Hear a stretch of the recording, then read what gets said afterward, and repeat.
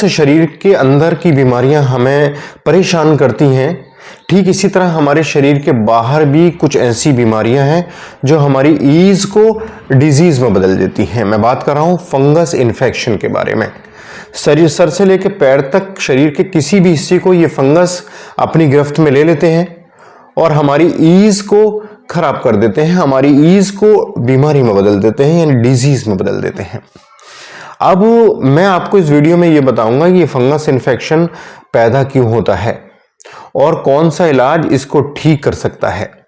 तो इस वीडियो को अंत तक देखिएगा और जानकारी अच्छी लग जाए तो दोस्तों में जरूर भेज दीजिएगा ताकि दूसरे लोग भी इससे फायदा उठा सकें। और हाँ, एक रिक्वेस्ट है व्यूअर, चैनल से अगर पहली बार जुड़े तो प्लीज लाइक शेयर सब्सक्राइब करके मोटिवेट कीजिएगा ताकि हमें आपकी सपोर्ट मिलती रहे। चलिए शुरू करते हैं फंगस के बारे में। आपने देखा होगा अगर सर में फंगस का प्रकोप हो जाता है तो बाल हमारे जगह जगह से ये फंगस खा लेता है और हम गंजे दिखाई देने लगते हैं जगह जगह से। हमारे चेहरे पर अगर बियर्ड पर कहीं उगाता है तो आप देखते हो जगह जगह से हम चकदे से पड़ जाते हैं, स्पॉट्स बन जाते हैं।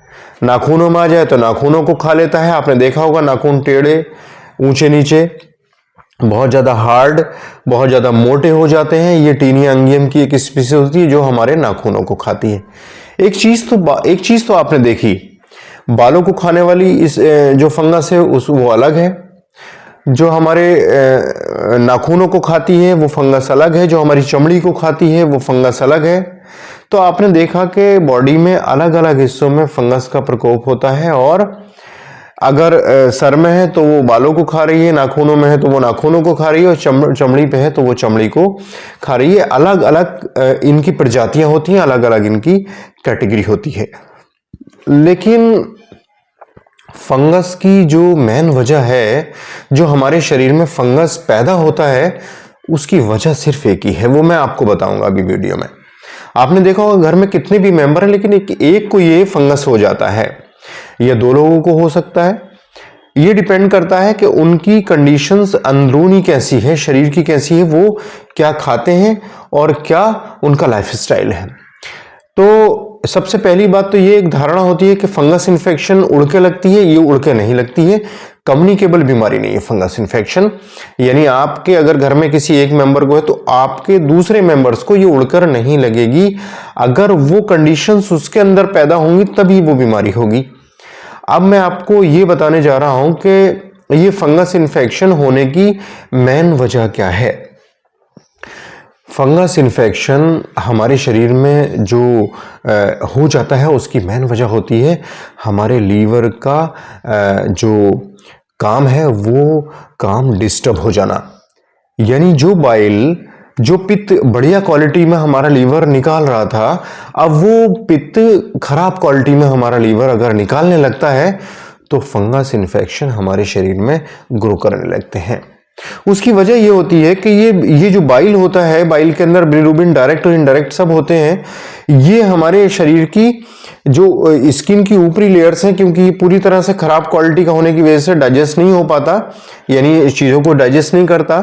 इनकी इम्प्योरिटीज ब्लड में तैरने लगती हैं और ये हमारे स्किन के नीचे आकर जमा हो जाते हैं और ये स्किन की कंसिस्टेंसी यानी स्किन के पीएच को चेंज करते हैं, जिसकी वजह से बहुत सारे फंगस हमारे शरीर पर ग्रो करने लगते हैं।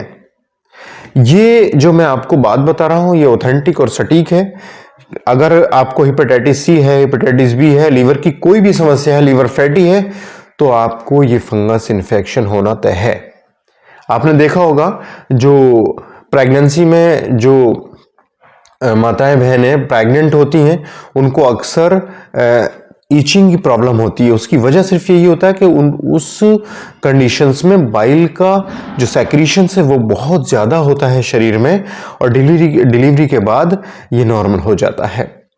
तो आपने देखा जिन लोगों को इन्फेक्शन है वो लीवर की कहीं ना कहीं लीवर की प्रॉब्लम से जूझ रहे हैं। या उन्होंने बहुत लंबे समय तक कोई अंग्रेजी मेडिकेशंस लिए हैं, टोबैको खाते हैं, अल्कोहल लेते हैं, या उनके खान पान इतने ज़्यादा गरिष्ठ हैं, इतने ज़्यादा रिच हैं कि उनका लीवर कमज़ोर हो गया है, फैटी हो गया है, और उस वजह से ये हमारे शरीर में बाइल का जो एक लेवल है, बाइल की जो क्वालिटी है वो ख़राब हुई है, और इस वजह से हमारी स्किन की जो एक कंसिस्टेंसी थी, जो एक पीएच लेवल था, वो खराब हुआ है, और उस वजह से फंगस की ग्रोथ शरीर में होना शुरू हो गई है। और मैं एक चीज और बताता चलूं, मैंने ये भी बताया था कि जेनेटिलियस पर, जो जेनेटिलिया है, जेनेटिलिया पर ये फंगस की ग्रोथ कुछ ज्यादा ही होती है। उसकी वजह ये होती है कि जेनेटिलिया पे पसीना बहुत आता है, और पसीने की वजह से वहां की स्किन मुलायम होकर जो है आसानी से खाना प्रोवाइड कर देती है फंगस का। तो ऐसी जगहों पर जैसे हमारे जांग हैं, यहाँ पर ये हमारे और जेनेटिलियाज हैं, वहां पर ये फंगस तेजी से ग्रो करता है। उसकी वजह सिर्फ ये है कि यहाँ पर पसीने की मात्रा ज्यादा रहती है बॉडी के अन्य हिस्सों की वजह के मुकाबले। तो ये जब फंगस इन्फेक्शन हो गया, तो आपने ये भी देखा होगा कि जब फंगस बॉडी पर हो जाता है तो हम कितना भी अंग्रेजी इलाज करें पर ठीक नहीं होते। बीमारी दब जाती है, ट्यूब लगाएंगे दब जाएगी, कुछ समय के लिए दबी रहेगी, दवाएं खाएंगे तो दब जाएगी। और सबसे बड़ी खतरनाक बात इसमें यह होती है कि जो इसमें एंटीबायोटिक फ्लूकोनाजोल दिया जाता है, या और भी दूसरी सीरीज दी जाती है एंटीबायोटिक की, ये एंटीबायोटिक हमारे स्पर्म काउंट को शून्य करती है, आपको पता है। यानी ये एंटीबायोटिक हमारी फर्टिलिटी को खराब करते हैं। इतना खतरनाक नुकसान है, और बीमारी फंगस की टच से मस नहीं होगी, ये लिख लीजिए। आप 1 साल, 2 साल, 3 साल, 4 साल, मैंने अपने क्लिनिक पर 15 साल पुराने फंगस के केसेस देखे, जिन्होंने कहा डॉक्टर साहब इसे तो 20 साल हो गए, मुझे इलाज करते करते मैं पागल हो चुका हूं, पर ठीक नहीं होता, कर लेता हूं दब जाती है। और एक चीज और बताऊं मैं आपको, इस फंगस का शरीर के अंदर दब जाना कहीं ना कहीं बहुत गंभीर बीमारियों को जन्म देता है, जैसे ब्लड प्रेशर, जैसे शुगर, या और एंजाइटी, स्ट्रेस, डिप्रेशन जैसी समस्याएं इस फंगस के दबने की वजह से हो जाती हैं। ये बात अंग्रेजी डॉक्टर नहीं बताएंगे, क्योंकि वो उस लेवल से ट्रीटमेंट नहीं करते जो हमारी होम्योपैथी ट्रीट करती है।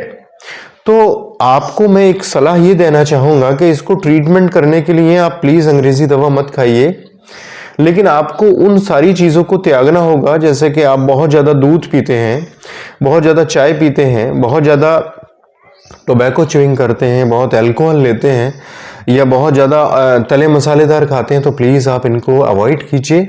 खाने में ज़्यादा से ज़्यादा फल और ज़्यादा से ज़्यादा सब्जियां इस्तेमाल कीजिए। और एक चीज़ का ध्यान रखिएगा कि रोज़ साबुन से नहाएंगे, और कोई सा भी साबुन लीजिए, और साबुन लगा के एक फिटकरी का डेला ले लीजिए, और जहां जहां साबुन पहले लगाया उसके बाद फिटकरी पूरे शरीर पर अच्छे से मल ली, जहां पर दाद है या फंगस है, और रोज कम से कम 2 बार नहाएंगे आप, और हर दांत पर साबुन लगाएंगे पहले, उसके ऊपर से फिटकरी उस पर रब करेंगे, अच्छे से रब करेंगे, और फिर उसके बाद नहा लेंगे पानी डाल के। ये आप उपाय करेंगे। साथ ही साथ होम्योपैथी की मैं वो दवा बता रहा हूँ जो फंगस इन्फेक्शन को बिल्कुल नॉर्मल कर देती है। उसके लिए आप रस्टॉक्स 30 पावर में ले लीजिए, और एक एक बूंद आधा कप पानी में डाल के नियमित रूप से दिन में 3 बार लीजिए, कम से कम 1.5 से 2 महीने या 3 महीने, क्योंकि ये फंगस इन्फेक्शन 3 से 6 महीने ले लेता है पूरी तरह ठीक होने में। तो अच्छे खान पान के साथ आप इस दवा को लेते हो, और जो मैंने बताया रोज 2 बार नहाएंगे साबुन से, उससे क्या होगा, स्किन जो मुलायम और सॉफ्ट हो गई है, डेड स्किन है, वो साबुन से बाहर बह जाएगी।